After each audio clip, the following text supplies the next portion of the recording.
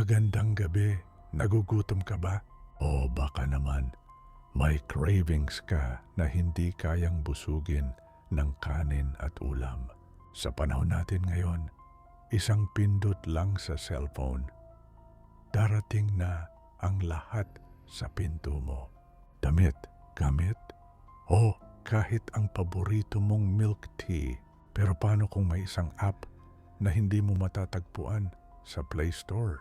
Isang app na lumilitaw lang kapag ang puso mo ay puno ng galit, inggit, o labis na pangungulila. Ako si Mang Hector.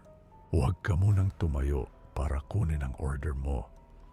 Dahil baka ang rider na nasa labas ay hindi pagkain ang dala, kundi ang huling bahagi ng buhay na kinuha mo sa iba.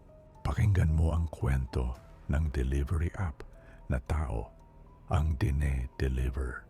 Si Rico ay isang lalaking punong pait sa buhay. Katatanggal lang niya sa trabaho dahil pinag-initan siya ng kanyang boss at ang kanyang nobya ay iniwan siya para sa isang mayamang lalaki. Isang gabi, habang nag-i-scroll sa kanyang phone sa gitna ng kalasingan, isang pop-up ad ang lumitaw. Ligpit app. Ipadala ang problema. Tanggapin ang hustisya. Dahil sa galit, sinubukan ni Rico ang app. Ang interface nito ay simple lang. Kulay dugo ang background at may 3 button. Hate, envy, at delete. Pinindot ni Rico ang delete. Lumabas ang isang prompt. Sino ang nais mong i-deliver sa limot? Ipinasok ni Rico ang pangalan ng kanyang dating boss. Ang app ay humingi ng bayad pero hindi pera ang hiningi nito. Ang nakasulat, payment, 10% of your remaining heartbeat. Dahil sa kalasingan, pinindot ni Rico ang agree. Kinabukasan, nabalitaan ni Rico na ang kanyang dating boss ay biglang naglaho. Walang bakas, walang sulat. Nang hapong iyon, may kumatok sa pinto ni Rico. Isang rider na nakasuot ng itim na uniforme. Ang helmet nito ay may tinted na visor, kaya hindi makikita ang mukha. May dala itong isang maliit na puting box. Delivery para kay Rico, sabi ng rider. Ang boses nito ay parang 2 bato na pinagkikis-kis. Pagbukas ni Rico ng box, laking gulat niya. Sa loob ay may isang panyo na may mantsa ng dugo at ang gold tooth na paboritong ipagmalaki ng kanyang dating boss. May kasama itong note. Order delivered. Thank you for using Ligpit app. Imbes na matakot, nakaramdam si Rico ng kapangyarihan. Ginamit niya uli ang app para sa lalaking umagaw sa kanyang nobya. Pagkatapos ng 3 araw, isang malaking box naman ang dumating. Amoy malansa. Sa loob nito ay isang mamahaling relo. Ang relong suot ng lalaki sa huli nilang pagkikita na nakakabit pa sa isang putol na kamay. Dito na nagsimulang manginig si Rico.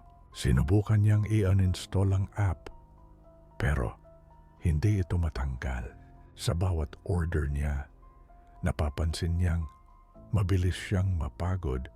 Tila ba dahan-dahang naubos ang kanyang lakas.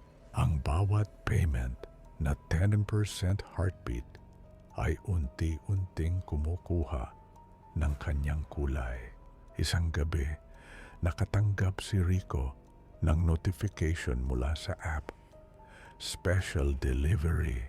Someone ordered a package for you. Nanlamig si Rico. Sino ang mag-o-order para sa kanya? Wala siyang kaibigan, wala siyang pamilya. Tumingin siya sa tracking map ng app. Ang rider icon ay nasa kanto na ng kanilang kalsada. Ting! Your rider is arriving in 1 minute. kumaripas ng takbo si Rico patungo sa likod ng kanyang bahay para tumakas. Pero ang lahat ng pinto at bintana ay hindi niya mabuksan, tila ba selyado ang mga ito ng isang invisible na puwersa.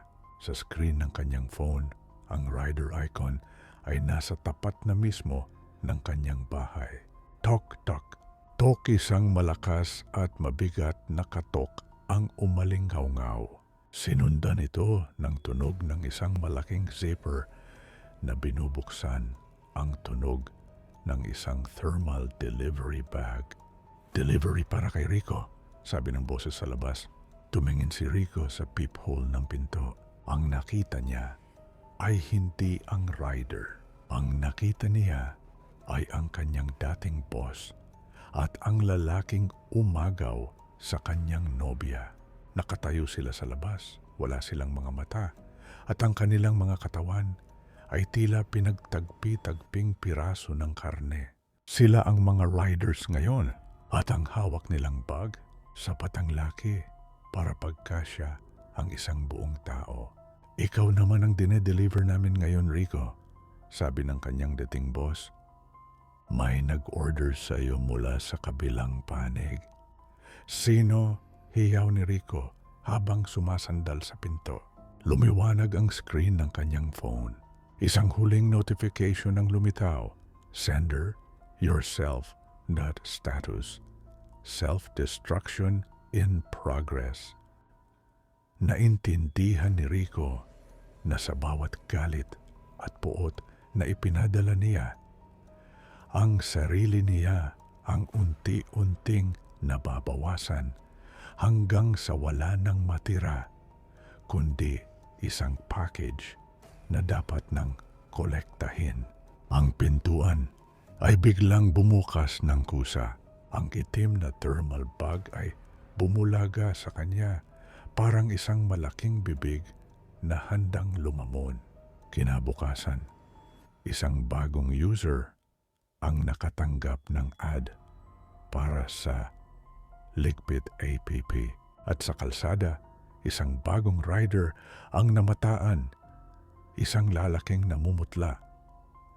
May suot na helmet na hindi matanggal at may dalang bag na paminsan-minsan ay gumagalaw at humihingi ng tulong.